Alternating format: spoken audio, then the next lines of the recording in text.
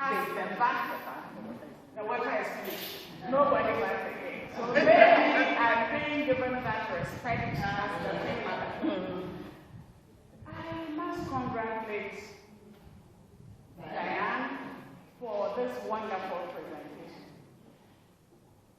I, as a queen mother, would say, yes, Nana, everybody's mother, the traditional mother of everybody in the community, in the locality. We had our rich culture whereby everybody in the community, every woman, is the mother of everybody in the community.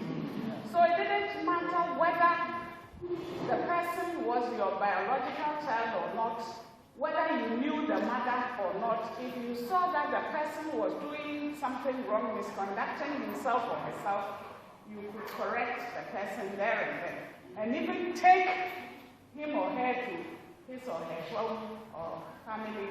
And the people there will also reprimand him or her. We had this communal type of living where if you had, and I didn't have, nobody saw it, we all had. To the extent that if somebody died in the lineage, I am an Akan, among the Akan, we have this large clan system.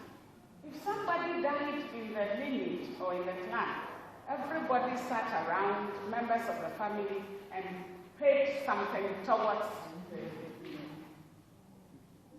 funeral. In that same way, if somebody, a child was born, everybody came around the 8th day, brought things and welcomed the baby into the family.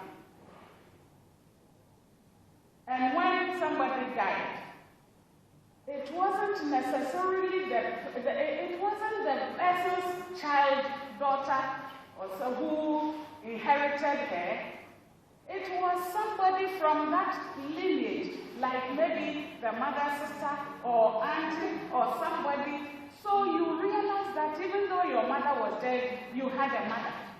And that brought cohesiveness into the lineage. And now, with westernization and urbanization, things are changing.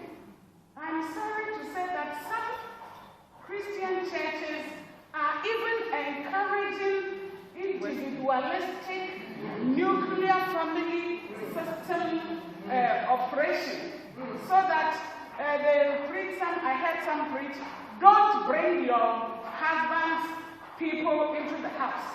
They will destroy your marriage. The other day we came for, some years ago, we came for a conference here, we went to a church here. The priest was, or the man was preaching that it was demonic, it was not Christ-like for a Christian to pay funeral debt of people, and for you to, when somebody dies, put the cloth, the mourning cloth on your wrist, and for people to bring the family symbol stick there. In fact, I boiled up, I was boiling. But you see, these people, they have a way of doing it. If you got up and spoke, they'll say, yes, this is somebody, a demon.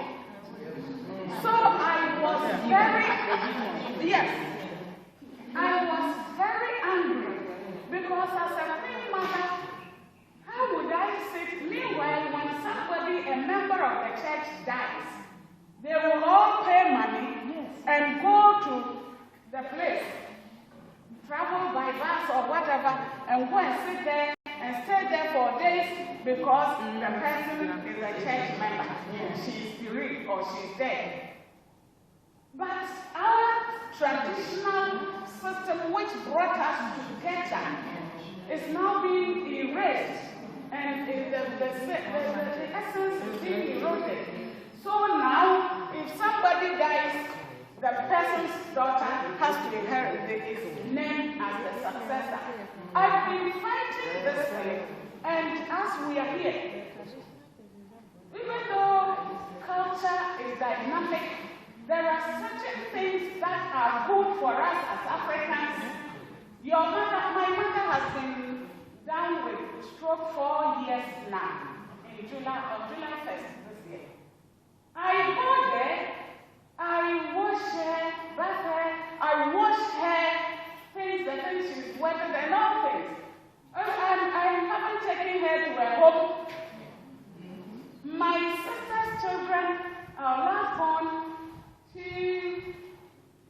okay, let me put it there. But I have my children I'm looking after, and some children from the lineage that I'm looking after, so that nobody would be a bastard or something walking around. These are values that are rich in our culture that we should maintain. But these days, it's a matter of me, myself, and my immediate people. So whether somebody in the family is starving or not, once I have it, I can have it and throw some away without thinking of anybody. These are things that we should preach, we should teach, and let people go back. That's why we have Sankofa, the bed with the big bed. It means go back for the good things of the past. So we should teach this, and we should remind people. Anytime I'm at a funeral and they want the daughter of the deceased to inherit, I say no way. Get somebody else, a cousin or an auntie. In our language, we didn't have auntie or cousin. We had mommy, junior mother, senior elder mother. We had father, my elder father, my junior father, and this made sure that you belonged somewhere. Now we even have first cousin, second cousin, third cousin, auntie, and all that. And this shows that this brings about some distance in the relationship. So we should go back to this noble value of ours and bring people together.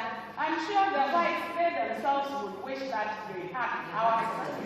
But they don't have, and they would not encourage, they didn't encourage us to go on with ours. They call us fairer sex.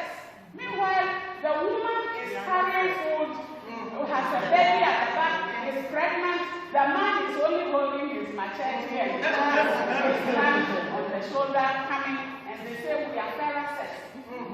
Weaker sex.